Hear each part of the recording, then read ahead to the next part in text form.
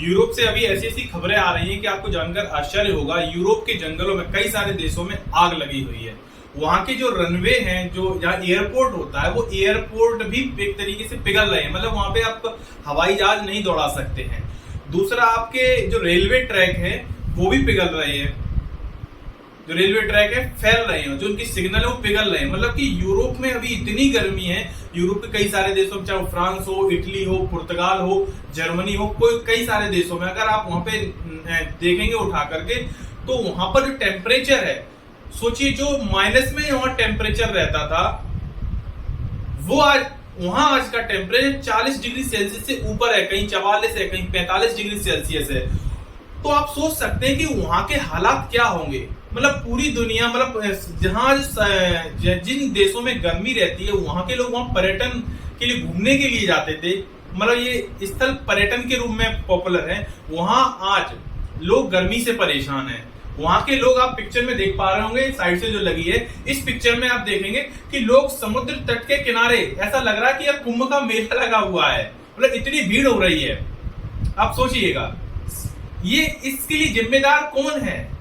ये जो टेम्परेचर में इतना तेजी से बदलाव हो रहा है, वो क्यों हो रहा है? तो उसके पीछे का कारण भी आपको पता होगा कि जिस तरीके से विज्ञान ने विज्ञान ने प्रगति की है और कई सारी चीजें आई हैं, तो उसमें जो गैसों का उत्सर्जन है वो बहुत ज्यादा तेजी से बढ़ रहा है। खासकर कार्बन डाइऑक्साइड का, CO2 का कार्बन उत्सर्जन इतना हो रहा है कि टेम्परेचर में अचानक से बदलाव आ रहे हैं। इस टर्म को कहते हैं heat wave. Heat wave actually क्या होता है, इसे समझिए। हीट वेव जब किसी सामान्य जगह पर सामान्य तापमान अचानक से 5 से 10 डिग्री सेल्सियस बढ़ जाए तो उसे हीट वेव कहते हैं।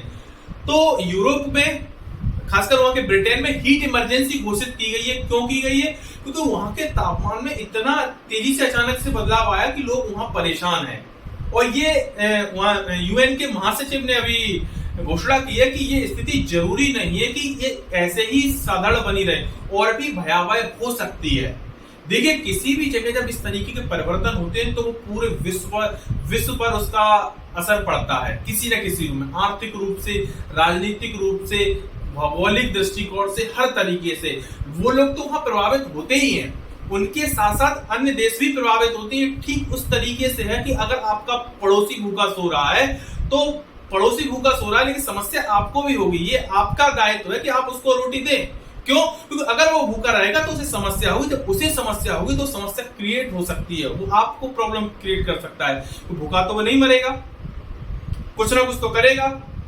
तो ये समस्या ठीक इसी प्रकार विश्व में किसी भी देश का संकट आता है तो समस्या सबको होती है, चाहे फिर वो श्रीलंका हो। श्रीलंका में अभी मैंने पिछले वीडियो में आपको बताया कि कैसे वहां के राष्ट्रपति देश छोड़कर ही भाग गए। वहां की जनता चारों तरफ राष्ट्रपति भवन में घुस गई। ये हालात थे। तो भारत उस श्रीलंका को मदद भी कर रहा है।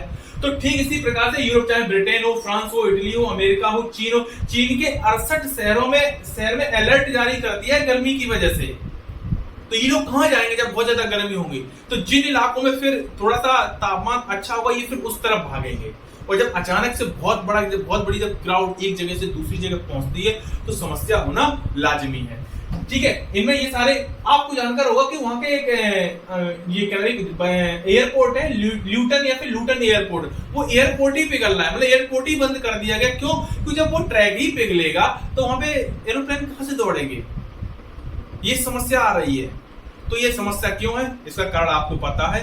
तो अपने आप को आप जितना प्राकृतिक रूप से ढालेंगे, प्रकृति नेचर में रहेंगे, उतना आपको अच्छा रहेगा। ये AC या फिर अन्य तरीके के जो उपकरण आप यूज कर रहे हैं, और ग्लोबल वार्मिंग की जो समस्या क्रिएट हो रही है, ये अचानक से तापमान में जो परिवर्तन आ रहे हैं, उससे पूरा विश्व ही संकट में, आबादी संकट में, हम लोग सामूहिक आत्महत्या करने जा रहे हैं एक तरीके से देखा जाए तो।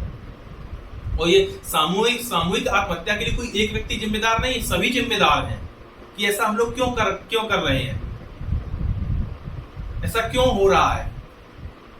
तो हम सबको समझना होगा और इन चीजों को कंट्रोल करना होगा। आपको याद होगा जब कोरोना की स्टार्टिंग हुई थी तो कितनी भयावह स्थिति हुई थी। तो कोरोना में सारे लोग जहां पर भी थे, विदेश में थे या देश के किसी भी कोने में थे, अपने गांव में वापस पहुंचे थे। अपनी जो उनकी पैतृक जो जमीन थी वहां पर वापस पहुंचे थे। क्योंकि समस्या होगी तो आपको फिर अपनी पुराने दिन याद आएंगे। इसलिए प्रकृति से जुड़िएगा, पेड़ पौधे लगाइएगा, और ज्यादा गैसों का उत्सर्जन वाले इस तरीके के उपकरण यूज मत करिएगा।